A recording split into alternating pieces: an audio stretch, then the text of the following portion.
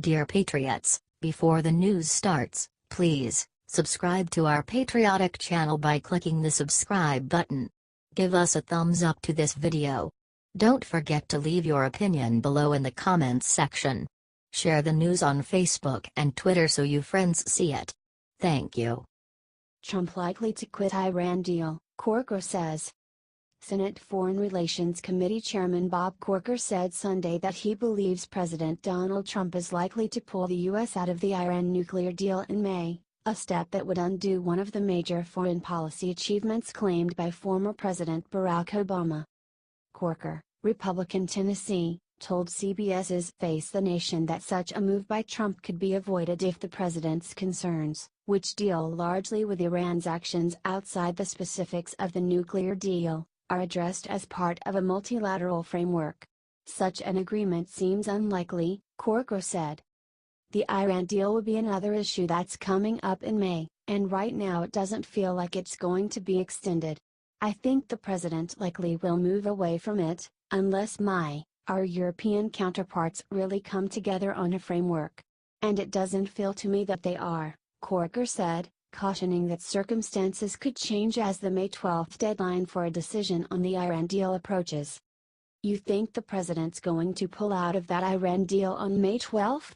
CBS anchor Margaret Brennan followed up, to which Corker replied, I do. Trump, who last week fired Secretary of State Rex Tillerson, his top diplomat, has long railed against the Iran nuclear deal, dating back to the 2016 presidential campaign, when he made pledges to withdraw the U.S. from it, a major part of his foreign policy platform. The president has remained publicly skeptical of the deal since taking office, but thus far stopped short of making good on his promise to pull out of it. Accusing Iran of bad behavior that includes funding groups labeled by the U.S. as terrorist organizations, Trump announced last October that he would decertify Iran's compliance with the deal, asking Congress to pass legislation that could trigger penalties for the Islamic Republic. More recently, Trump extended the nuclear deal last January, waiving economic sanctions on Iran but declaring that he would not do so again when the next deadline hits in May unless Congress and U.S. allies in Europe dramatically strengthen the nuclear agreement. This is a last chance, Trump said in January. Either fix the deal's disastrous flaws, or the United States will withdraw.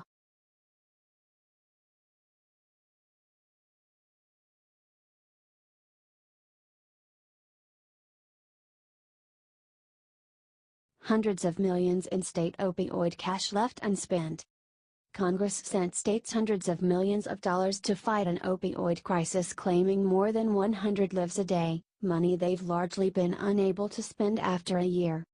Mixed signals from the Trump administration on how to use the money and state challenges ramping up their efforts have left untouched more than three-quarters of the $500 million Congress set aside under the 21st Century Cures Act in late 2016. As President Donald Trump heads to hard-hit New Hampshire today to tout his plan to combat the crisis, the slow drip of dollars into communities hit hard by addiction has put state officials in a bind and frustrated addiction experts and some treatment organizations.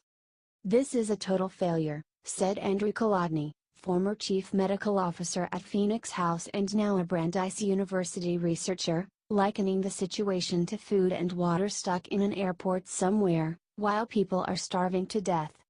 The grants for opioid addiction and prevention efforts were part of a $1 billion commitment over 2 years authorized in the Cures Act, which then President Barack Obama signed just before leaving office. But state officials were quickly caught in a dilemma. They were happy to receive new money, but it was guaranteed for only 2 years, making it difficult to get long-term commitments from healthcare providers and others to build programs and hire a workforce. Many of those trying to expand access to medication-assisted treatment, buy overdose reversal drugs and bolster recovery programs say they were hamstrung in their efforts to solve a magnifying public health emergency with a short-term program. They're calling on Congress for a longer-term financial commitment. One-time money really changes the parameters of what you think you can fund, said Katie Marks, project director for the Kentucky Opioid Response Effort, where officials will receive $21 million in grants over 2 years. Some of these programs are going to take a fair amount of development before they can sustain themselves. Congress is set to release the second $500 million tranche of aid soon, and weighing whether to extend the grants beyond 2 years while making other changes, according to aides in both parties. The funding is valuable to boost certain types of programs, but doesn't come close to paying for aggressive treatment for those suffering from addiction, said Robin Parsons of the Fairbanks Alcohol and Drug Addiction Treatment Center in Indianapolis. This isn't going to go away in a couple of years, Parsons, the hospital's chief clinical officer, said of the epidemic. Regina LaBelle, who served as chief of staff at the Office of National Drug Control Policy during the Obama administration, likens the state's challenge to flying a plane while you're building it. They have to build infrastructure at the same time they have to get money out the door. Many projects are just getting off the ground, even though the first year of the program ends April 30th, with officials expecting to request the money be carried over into the new year. Kentucky officials have spent nearly $2 million as of early this month, Marks said. They began finalizing contracts for roughly 30 projects in July, she said. It has been a challenge with that many contracts, and using a state procurement process and partnering with community agencies, said Alan Brinsell, clinical director for the Kentucky Department for Behavioral Health, Developmental, and Intellectual Disabilities. Other states found workarounds to spend it faster. California legislators gave their health department new authority to quickly roll out contracts using the nearly $45 million the state will get annually, most of it to increase the use of medication-assisted treatment. The programs were up and running by last fall. Progress has been slower elsewhere. In New Hampshire, which had the nation's third highest drug overdose fatality rate in 2016, a 5-member council must approve state contracts exceeding $25,000. The first 2 grants weren't approved until late January. We don't want to spend 18 months building programs that sunset when the funding ends, said Julia Frew, who oversees a Dartmouth-Hitchcock Medical Center effort that got $2.8 million to expand medication-assisted treatment for pregnant women. We're trying to think of sustainability as we go. In Indiana, which received about $11 million the first year, concerns about future funding led Aspire Indiana to not move ahead with a proposed expansion of residential substance abuse services, according to Matt Brooks, president of the Indiana Council of Community Mental Health Centers. There is no guarantee that SAMHSA grant funding will continue in the future, said Brooks. Federal officials say such spending delays are normal for new programs. The first 4 months of the state opioids grants were dedicated to setting up infrastructure, followed by a half-year focused on delivering services, SAMHSA spokesperson Chris Garrett said. He said that states have spent just under a quarter of the $500 million Congress appropriated so far. But the startup experience has underscored the need for greater clarity from the federal government. Last year, ex-HHS Secretary Tom Price sent mixed signals about how much funding states would receive in Round 2 and what it might be spent on. That rattled state officials, who worried that changes halfway through would require them to reapply and potentially delay projects. Congress and SAMHSA also went back and forth about whether to change the funding formula. It is based on a combination of population and total drug deaths, which left small states like West Virginia and New Hampshire with proportionately less money than big states that had lower mortality rates. We had to kind of wait for the green light that the second-year funding would be allocated to the same priorities, said Kentucky's Brinsell. State officials are now awaiting the second round of funding and hoping for more after that. My number one ask would be for them to continue the program as is, said Marlise Perez, chief of the California Department of Health Care Services Substance Use Disorder Compliance Division. For them to come up with a whole new system? That would definitely add delays. Some in Congress are nonetheless examining possible tweaks. Senator Tammy Baldwin, Democrat Wisconsin, and others have proposed broadening the funding targets to address additional substance use issues like methamphetamine, which has plagued her state. Other lawmakers, from states with the highest drug-related death rates, are pushing for more money, faster. How do we deal with small communities that don't have two nickels to rub up against each other to file a grant application?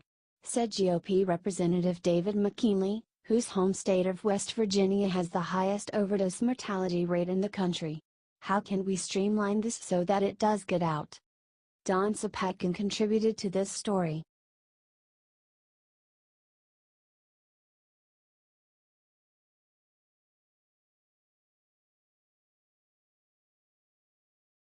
Durbin blasts Trump for desperate and reckless conduct. President Donald Trump is engaged in desperate and reckless conduct against the law enforcement entities investigating his 2016 campaign, Senate Minority Whip Dick Durbin said Sunday morning, actions that should push Congress to take steps to protect the office of Special Counsel Robert Mueller. Trump lashed out earlier Sunday against Mueller, accusing the lifelong Republican of filling his office with Democrats pursuing a partisan agenda under the guise of an investigation into allegations that the president's campaign colluded with Russian efforts to interfere in the 2016 election. The president's attacks have once again stirred speculation that he might try to fire Mueller and end his investigation, which Trump has long labeled a witch hunt. If the president reaches out and stops this investigation, that is a constitutional crisis in this country. That's been said by Democrats and Republicans alike, Durbin, deal, told Fox News Sunday. What it means is, it would be incumbent on Congress on a bipartisan basis to use the tools at its disposal. Further fueling talk that Trump might move against Mueller were Saturday remarks from John Dowd, a member of the president's outside legal team. In an email to the Daily Beast, Dowd praised Attorney General Jeff Sessions' decision to fire Deputy FBI Director Andrew McCabe and said, "I pray that Acting Attorney General Rosenstein will follow the brilliant and courageous example of the FBI Office of Professional Responsibility and Attorney General Jeff Sessions and bring an end to alleged Russia collusion investigation manufactured by McCabe's boss James Comey based upon a fraudulent and corrupt dossier." Rosenstein, who appointed Mueller and oversees his investigation because Sessions has recused himself from investigations related to the 2016 campaign, said last week that he does not believe there is any justification at this point for terminating the special counsel. Still, Durbin, who sits on the Senate Judiciary Committee, said Sunday that Congress should take steps to protect Mueller. You think about the obvious. There are two bills before the Senate Judiciary Committee, which has been absent without leave on this issue, two bills before the committee, bipartisan bills to protect the special counsel.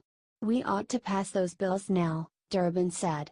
This president is engaged in desperate and reckless conduct to intimidate the law enforcement agencies of this country and to try to stop the special counsel. That is unacceptable in a democracy.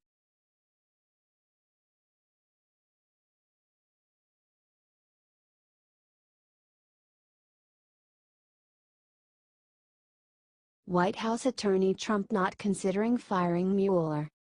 President Donald Trump is not considering firing Special Counsel Robert Mueller, White House Attorney Ty Cobb said Sunday evening, attempting to assuage concerns that Trump's attacks of Mueller mean a showdown is imminent. In response to media speculation and related questions being posed to the administration, the White House yet again confirms that the president is not considering or discussing the firing of the special counsel, Robert Mueller, Cobb said in a statement to the White House press pool.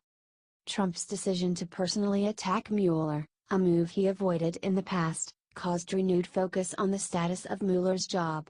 Cobb's statement comes as many fellow Republicans spent Sunday warning the president not to go after Mueller and certainly not to fire him.